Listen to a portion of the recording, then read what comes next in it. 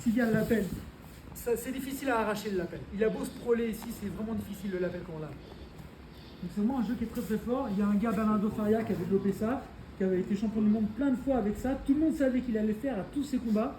Mais une fois qu'il a la veste, c'était terminé. Quand vous donnez la veste, j'ai pas assez parlé du genou, je pense. On est sur le nichi, je veux pas qu'il m'écrase. Maintenant, quand je rentre dessous en underhook ou pour le lapel, j'ai intérêt à casser la distance. Donc dès que vous faites pour le lapel ici, votre genou il est plus en knee shield, il est derrière. Et comme j'ai besoin de cet espace-là, j'en ai parlé vite fait tout à l'heure, quand vous passez derrière, donnez un coup ici derrière la cuisse pour donner plus facilement à l'intérieur dessous. Si jamais Victor est assis, il est sur l'arrière, ça va être compliqué pour moi de donner, je vais être obligé d'aller vers lui, là il va me bloquer. Donc, mais voilà, tirez-le vers vous, amenez-le, genou, pour pouvoir donner. Même chose que ce qu'on avait vu, le rollover. Je suis en coyote, je passe, et si Victor tend la jambe, on peut repartir comme on avait déjà vu de ce côté-là. C'est extrêmement fort. Donc, le jeu 1 et 2, vous connaissez. On revient. Moi, je me mets au sol. Je pars là-dessus. Je repars sur la demi. J'ai le lapel. Cette fois-ci, j'ai pas la coyote, j'ai rien. Je vais laisser Victor partir. Et le jeu de Romain, c'est ça, hein. Souvent, les Bulgaras, le jeu de Romain, c'est de vous laisser vous échapper. Là, Victor, il est content. Quand je relâche, il a l'impression qu'il peut partir. Et effectivement, il peut partir. Dès qu'il sort, en même temps qu'il sort, moi, je vais me mettre sur les genoux et sur la main. Et à partir de là, je vais aller vers lui. Je vais lever la tête, aller vers lui, un peu sur le principe du body lock qu'on avait vu. Je vais aller vers lui, mais surtout, je vais m'assurer que sa jambe, là, elle reste bien au sol.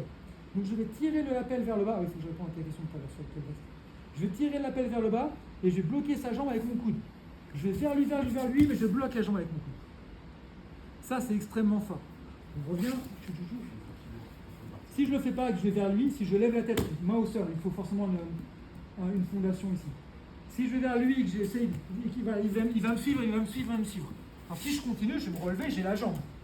C'est pas ce que je veux. On revient. Je vais vers lui, et vraiment mettre du poids sur son genou et bloquer le genou au sol. Donc quand je vais vers lui, je tire l'appel vers le bas, et là maintenant j'ai la jambe qui est accessible. Donc au lieu de chercher la jambe opposée, je prends celle que j'ai bloquée. Et avant, je l'ai fixée au sol, comme je viens d'expliquer. Maintenant que j'ai posé la jambe au sol, sa jambe au sol, je l'ai fixée. Main extérieure qui prend le mollet, je vais continuer à pousser et tirer son mollet vers moi. Là, il est passé, et vous êtes super bien ici, en over-under. D'accord ? Une bataille, je prends la veste, je tire sur le col, je viens passer dessous, j'avance tout, je me mets bien sur le coude. Là, je sais pas.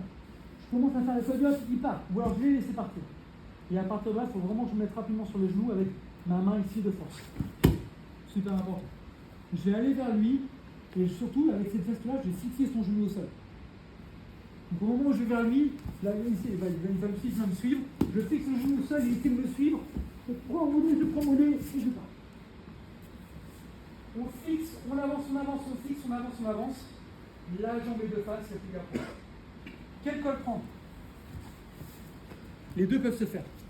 Mais, ce que je veux, c'est avoir un maximum de longueur. On pourrait se dire que celle-ci, c'est celle-là où je vais avoir un maximum de longueur parce que c'est la plus proche.